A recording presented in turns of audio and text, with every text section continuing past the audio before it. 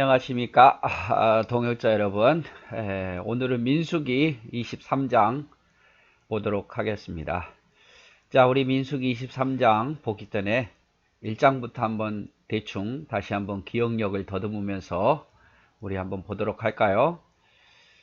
자, 1장부터 10장까지는 시내산에서 출발하기 전입니다. 물론 10장에서 출발했다는 그 내용이 나오지만 1장부터 10장은 주로 시내산에서 이제 광야로 다시 출발하기 전의 모습이죠.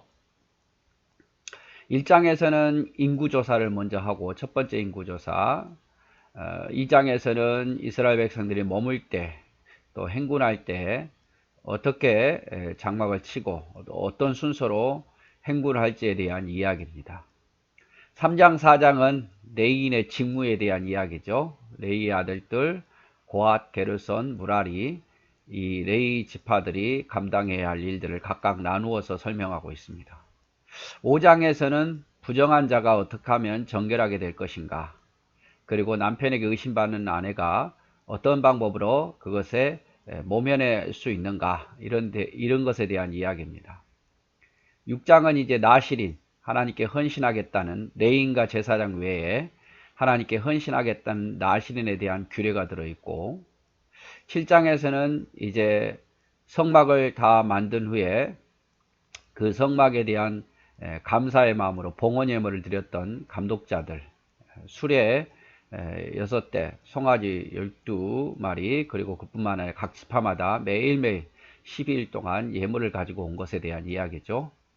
8장에는 이제 레위인들의 드림, 레위인이 이제 하나님 앞에 드려지는 그런 이스라엘의 장자를 대신해서 사람의 첫 것을 대신해서 레위인이 드려졌다. 그리고 레위인이 약간 부족하니까 그 부족한 것은 한 사람당 5세겔을 속전으로 드리게 했다. 이런 내용이죠.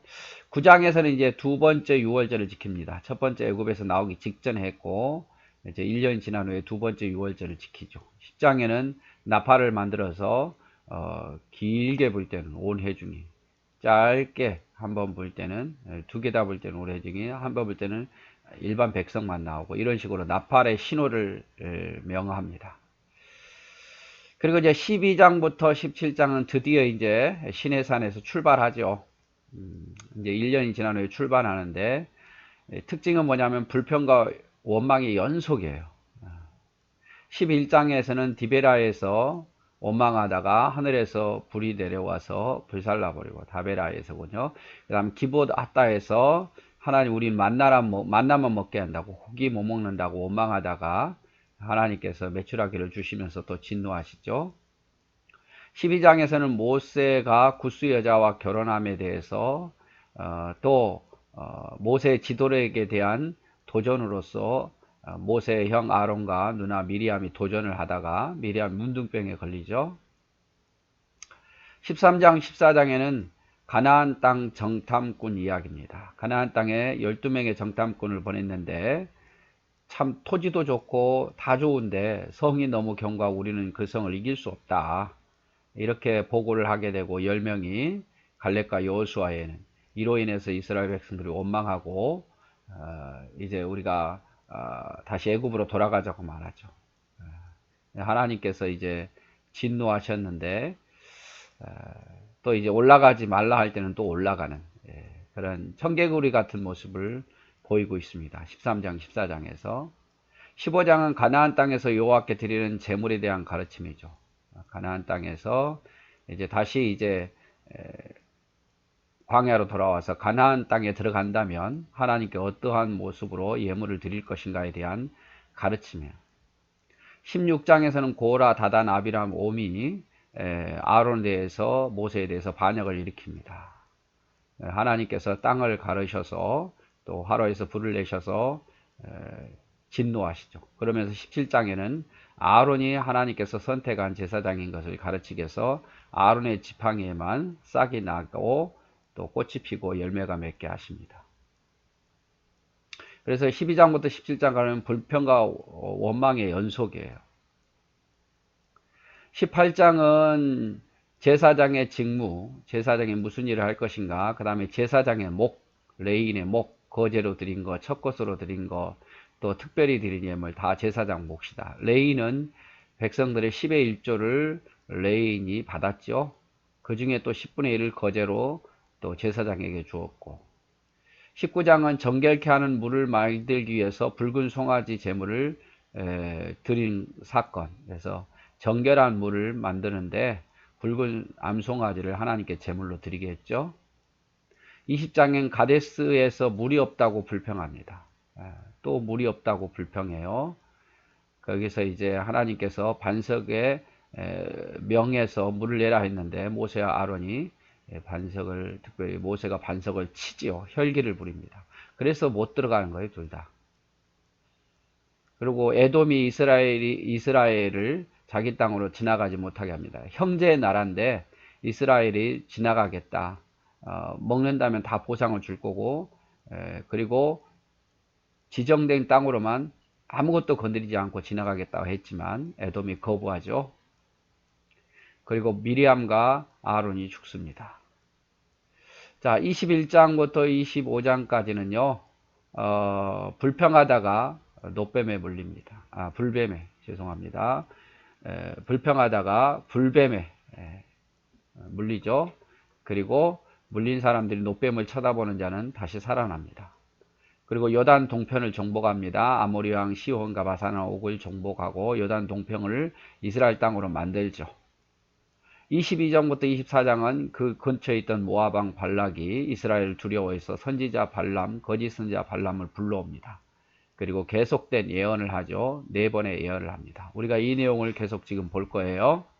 25장에는 부월에서 모압 여자들과, 결국에는 모압 여자들과 이스라엘 백성 음행해서 하나님으로부터 진노를 받게 됩니다. 그런 내용 25장까지 이어지게 됩니다. 자, 오늘 말씀 볼까요? 자, 이제 발락, 모압 왕 발락이 발람을 불러오죠. 모압 왕 발락이 발람을 불러와요. 불러와가지고 이제 애언하라. 이스라엘을 저주하라 그 말이에요. 모압 왕 발락은 발람이 하나님을 믿는 선지자라고, 그가 능력이 있다고 소문 듣고 그가 저주하면 하나님께서 이스라엘 백성들 저주한다고 착각한 거예요. 그런데 발람 선지자는 돈에 욕심이 많은 선지자입니다. 자, 그래서 이제 첫 번째로 어디 가서 예언을 하게 하냐면 바알의 신당에 가서 예언을 하게 합니다. 첫 번째 예언이에요.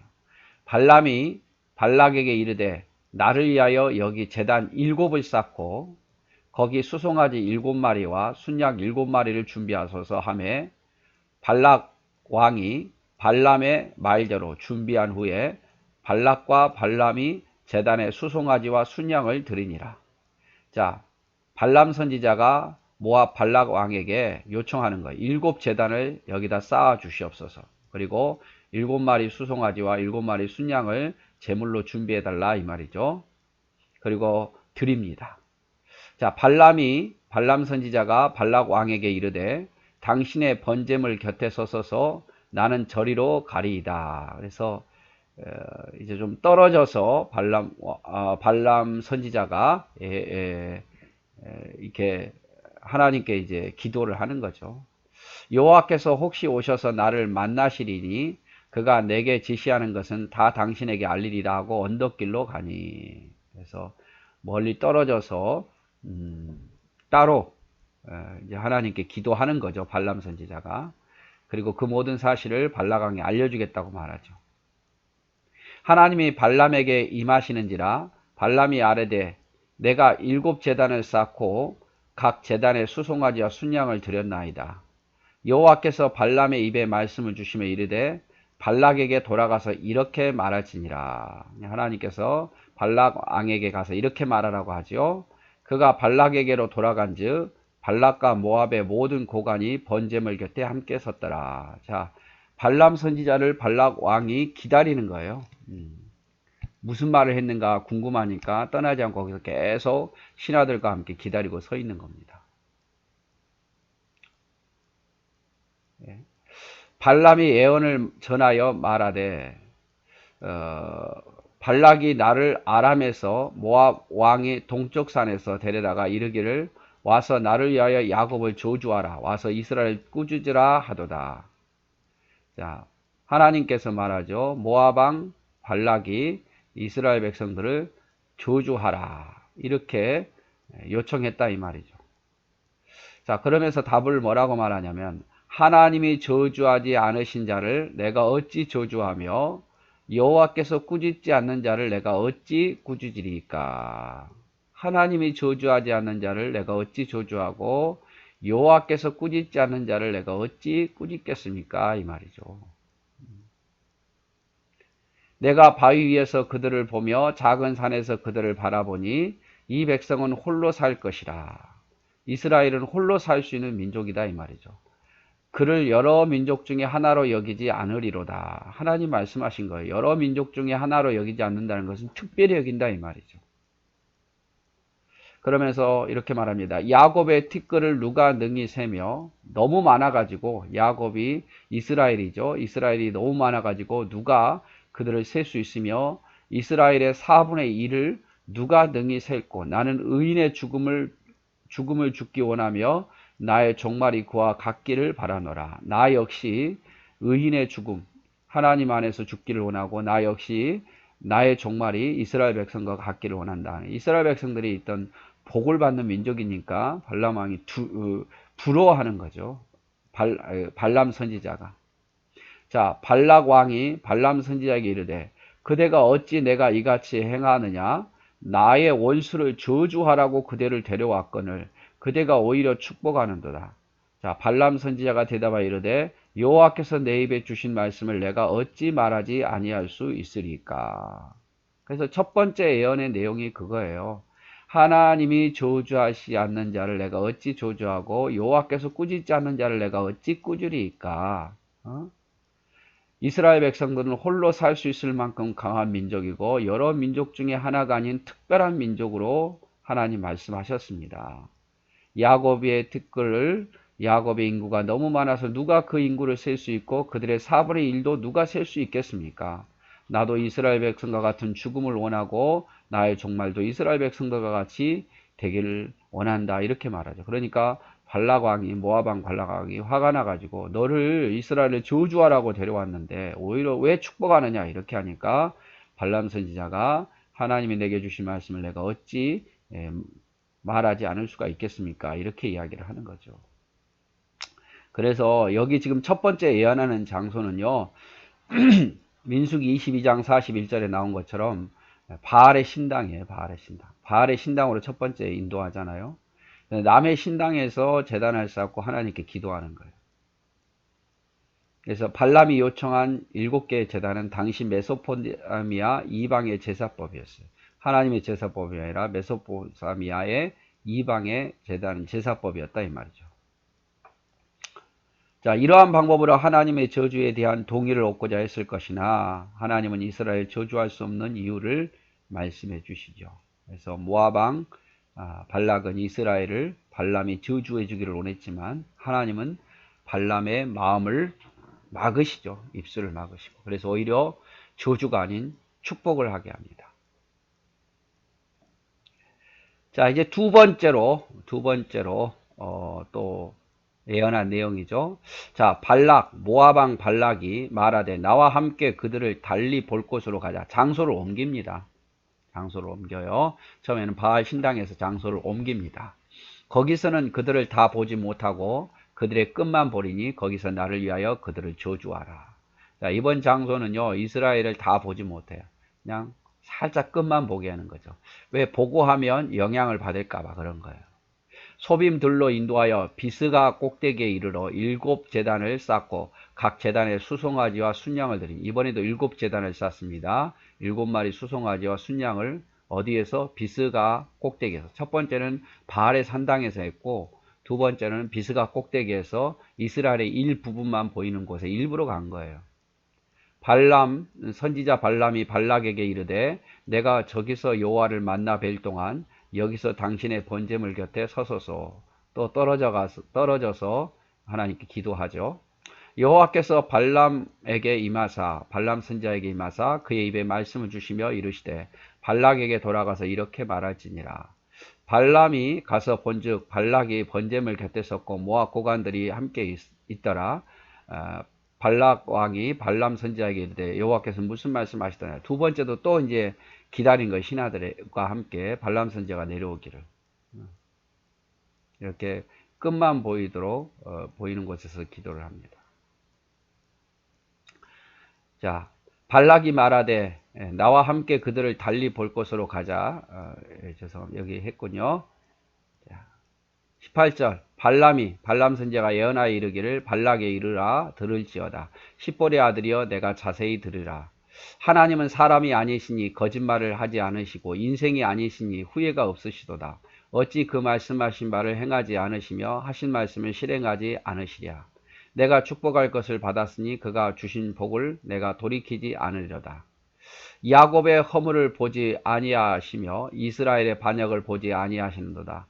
여호와 그들의 하나님이 그들과 함께 계시니 왕을 부르는 소리가 그 중에 있도다. 하나님이 그들을 애굽에서 인도하여 내셨으니 그의 힘이 들소와 같도다. 자, 이렇게 발람 선지자가 예언합니다. 하나님은 거짓말을 하지 않는다. 하나님은 후회하지 않는다. 내가 가만히 보니 이 야곱의 허물은 없다. 이스라엘의 반역이 없다. 하나님이 그들과 함께 하신다.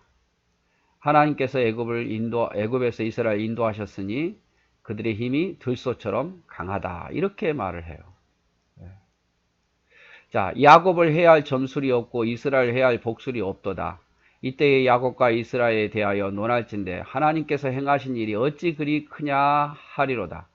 이 백성이, 자, 이스라엘 백성은 암사자같이 일어나고 수사자같이 일어나서 움킨 것을 먹으며 죽은 피를 마시기 전에는 눕지 아니하리다. 아주 강력한 이스라엘 백성, 암사자와 같이 수사자와 같이 아주 강력하고 피를 먹기 전까지는 맹수처럼 절대로 눕거나 지쳐하지 않는 그런 강한 이스라엘 민족이라고 예언을 하죠. 모압 왕 발락이 발람에게 이르되 그들을 저주하지도 말고 축복하지도 말라. 발람이 발락에게 대답하여 이르되 내가 당신에게 말하 이르기를 여호와께서 말씀하신 것은 내가 그대로 하지 않을 수 없다고 하지 아니하더이까. 이렇게 말하죠. 자, 발락이 발람에게 또 이르되 세 번째입니다. 세 번째 장소로 또 가요. 첫 번째 바알의 산당이었고 두 번째는 비스가산 꼭대기였죠. 비스가 꼭대기. 이제 세 번째는 부홀이라는 곳에 가요. 발락이 발람에게 또 이르되 내가 다른 곳으로 인도하리니 너가 거기서 나를 위하여 그들을 저주하기를 하나님이 혹시 기뻐하시리라 하고 발락이 발람을 인도하여 광야가 내려다 보이는 부홀산 꼭대기에 이르니 부홀산 꼭대기. 이번에는 이스라엘 백성이 머문 전체가 다 보이는 곳으로 데려갑니다. 발람 선지자가 발락에게 이르되 나를 위하여 여기 7제단을 쌓고 거기에 수송아지 7마리와 순양 7마리를 준비하소서. 발락이 발람의 말대로 행하여 각 제단에 수송아지와 순양을 드렸더라. 이제 전체가 보이는 곳으로 올라가죠. 그래서 첫 번째 주술 의식이 통하지 않자 이번에는 발락 왕은 발람을 비스가산 꼭대기로 인도하죠. 일부분만 보이는 곳으로. 하지만 하나님은 발람의 의도와 다르게 축복을 말하게 합니다. 이스라엘의 허물을 보지 못했다. 내가 이스라엘과 함께하리라. 모압 왕 발락 왕은 화를 내고 선지자 발람은 자신의 의지가 아니라고 변명하죠.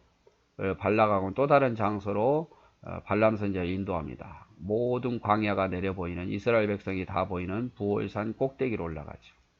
그래서 민수기 23장은 이제 발락 왕의 요청에 의해서 발람 선지자가 첫 번째 바알 산당에서 두 번째 비스가산에서 세 번째는 부홀산 꼭대기에서 예언하는 그런 내용이 들어 있습니다.